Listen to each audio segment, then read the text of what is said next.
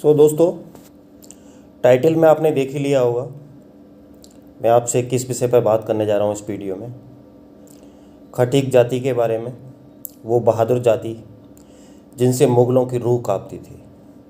एक छोटा सा शोध है, मेरा खुद का नहीं, मैंने कुछ गूगल के थ्रू और कुछ रिसर्च के थ्रू कुछ संकलन किया है, वो आपके साथ शेयर करने जा रहा हूँ मैं। एक्चुअली हिंदू धर्म की जातियों को लेकर अक्सर विवाद होता रहा है, लेकिन इस चक्कर में कभी उन जातियों के गौरवपूर्ण इतिहास की चर्चा नहीं होती है। ऐसी ही एक जाति है खटीक।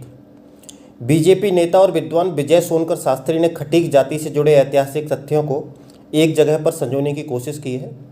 अपने शोध के आधार पर उन्होंने हिंदू खटीक जाति एक धर्माभिमानी समाज की उत्पत्ति, उत्थान एवं पतन का इतिहास नामक एक किताब लिखी है। आपको कभी मौका मिले तो आप पढ़ सकते हैं। मैं दोबारा रिपीट कर देता हूँ। हिंदू खटीक जाति एक धर्माभिमानी समाज की उत्पत्ति, उत्थान एवं पतन का इतिहास नाम से विजय सोनकर शास्त्री जी ने किताब लिखी है। इस किताब के मुताबिक खटीक जाति मूल रूप से ब्राह्मण समाज का हिस्सा हुआ करती थी। पुराने समय में ये लोग यज्ञ के दौरान पशु बलि देने का काम करते थे। प्राचीन पुस्तकों में इनके लिए खट्टिक शब्द का इस्तेमाल किया गया है। ब्राह्मण होने के बावजूद खट्टिक समाज के लोग हथियार चलाने की ट्रेनिंग लिया करते थे। साथ ही मध्यकाल में कई मंदिरों की सुरक्षा इन्हीं लोगों की जिम्मेदारी हुआ करती थी। तो दोस्तों, आगे बढ़ाते हैं वीडियो को। किताबों में मध्यकाल के ढेरों ऐसे साक्ष्य मिले हैं जिसमें इस्लामी हमलावरों ने मंदिरों पर हमला किया तो उन्हें सबसे पहले खट्टिक ब्राह्मणों का सामना करना पड़ा था। राजा और उनकी सेना तो बाद में आती थी। खट्टिक ब्राह्मण आमतौर पर मंदिर परिसरों के अंदर या उनके आसपास रहा करते थे। तैमूर लंग को दीपालपुर और अजोधन में खटीक योद्धाओं ने ही रोका था। तैमूर लंग के बारे में आपने जरूर सुना होगा। एक क्रूर मध्य एशिया से आया हुआ आक्रांता था जिसने लाखों लोगों को काट दिया था। सिकंदर को भारत में प्रवेश से रोकने वाली सेनाओं में भी सबसे अधिक खटीक जाति के ही योद्धा थे। तैमूर लंग खटीकों की बहादुरी से इतना डर गया था कि उसने आमने सामने की लड़ाई के बजाय छल का रास्ता अपनाया और सोते हुए हजारों खटीक सैनिकों की हत्या करवा दी थी उसने। कहते हैं कि तैमूर ने सैनिकों के सिरों का ढेर लगवा कर उस पर रमजान की 13वीं तारीख तक नमाज अदा की थी। तो खटीकों के गौरवपूर्ण इतिहास को आपके साथ शेयर करके मुझे बहुत अच्छा लग रहा है दोस्तों। साथ ही खटीक समाज के जो लोग थे हर तरह के युद्ध कौशल में माहिर थे। दिल्ली सल्तनत के दौर में गुलाम, तुर्क, लोधी वंश और मुग़ल शासनकाल में जब अत्याचारों की मारे हिंदू मौत या इस्लाम में से कोई एक विकल्प चुन रहे थे, मतलब हिंदुओं के साथ सामने ऑप्शन रख दिया गया था, या तो मौत को चुनिए या फिर इस्लाम अपना लीजिए, तो खटीक उन जातियों में से जिन्होंने हर संभव प्रतिरोध किया। मुग़लों की ताकत क्या कि उनकी शक्ति बहुत कम थी, फिर भी हार नहीं मानी। इस बात का वर्णन मिलता है कि खटीकों ने ही सबसे पहले धर्म की रक्षा और बहु बेटियों की मुग़लों की गंदी नज़र से बचाने के लिए अपने घर के आसपास सूअर बांधना शुरू किया था। इस्लाम में सूअर को हराम माना गया है, तो ये एक प्रोटेक्शन के लिए था दोस्तों। सूअरों को बांधा तो इस पैसे कि वहाँ इस्लाम में हराम है तो वो मुग़ल वहाँ आक्रमण नहीं करेंगे। मुग़ल तो इसे देखना भी हराम समझते थे सूअर को। जब भी मुग़ल हमला करते तो खटीक सेनाएं सूअर आगे कर देती, जिससे मुग़लों में भगदड़ मच जाती थी। ठीक वैसे ही जैसे मुग़ल हमलावरों ने गायों का इस्तेमाल किया। मुस्लिमों की गोहत्या के जवाब में खटीकों ने सूअर का मांस बेचना शुरू कर दिया। ऐसा करके उन्होंने मुग़लों से अपनी और मंदिरों की रक्षा तो कर ली, लेकिन हिंदू समाज में ही पददलित होते चले गए। अब देखिए, यहाँ से मोड़ लिया। हिंदू समाज में मांस को लेकर बहुत सारी भ्रांतियाँ नहीं। मांस को एक मतलब हिंदू समाज में मान्यता नहीं है मांस का बिजनेस करना या मांस को बेचना। तो यहीं से जो एक उनको उच्च वर्ण में स्थान प्राप्त था, वहीं से हिंदू समाज में ये पद दलित होते चले गए। 16वीं शताब्दी के आसपास खट्टिक शब्द खटीक बन गया। ये लोग अब सूअर पालक बनकर उनका मांस बेचकर पेट पालने लगे। नतीजा यह हुआ कि हिंदुओं की ये सूरवीर ब्राह्मण जाति आज दलित श्रेणी में है। उनके हथियार, कौशल और वीरता का ही नतीजा था कि अक्सर खटीकों को लोग क्षत्रिय समझते हैं।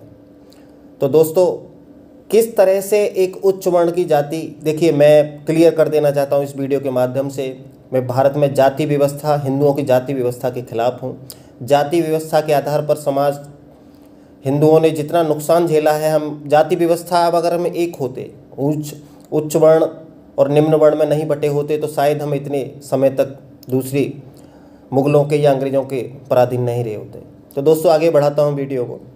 सामाजिक और आर्थिक रूप से खटीक भले ही पिछड़ते चले गए, लेकिन उनकी वीरता और दलेरी कभी कम नहीं हुई। 1857 की आज़ादी की लड़ाई में मेरठ से कानपुर तक अंग्रेजों से लोहा लेने वालों में खटीक सबसे आगे थे। कहते हैं कि काशी में खटीकों के कारण ही कभी अंग्रेज अपने पांव ठीक से नहीं जमा पाए। इलाहाबाद में खटीकों के हमले से अंग्रेज अफसर परेशान रहा करते थे।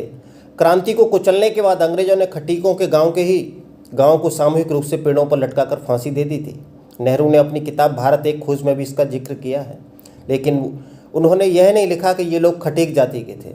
1891 में अंग्रेजों ने पूरी खटीक जाति को अपराधी जाति घोषित कर दिया था। अंग्रेज भी इतना डर गए थे इन लोगों से। साथ ही दोस्तों, एक और प्रसंग आपके साथ शेयर करने जा रहा हूँ। खटीकों ने जिन्ना से भी बदला लिया था।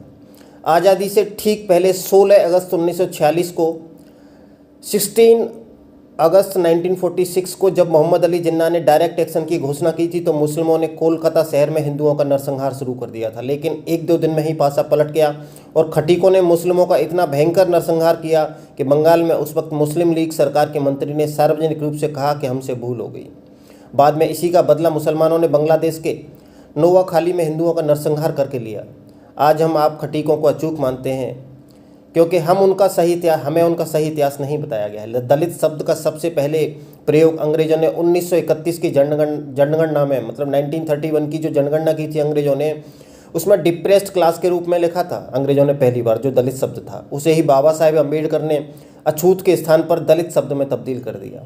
इससे पूरे भारतवर्ष और साहित्य में दलित शब्द का कहीं भी उल्लेख नहीं मिलेगा आपको। मतलब पूरे भारतीय इतिहास का जो पूर्व का इतिहास है और साहित्य, उसमें दलित शब्द का उल्लेख नहीं मिलेगा।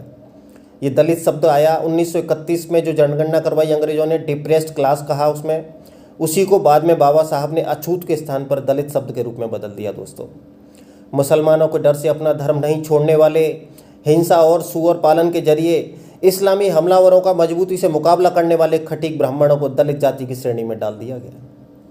तो ये बड़ी विडंबना रही है इतिहास की और हमारी संस्कृति की।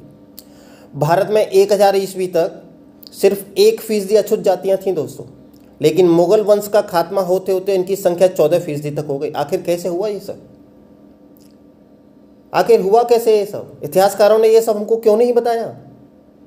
अनुसूचित जातियों के लोग सबसे ज़्यादा आज के उत्तर प्रदेश, बिहार, बंगाल, मध्य भारत में है, जहाँ मुगल सबसे अधिक ताकतवर थे।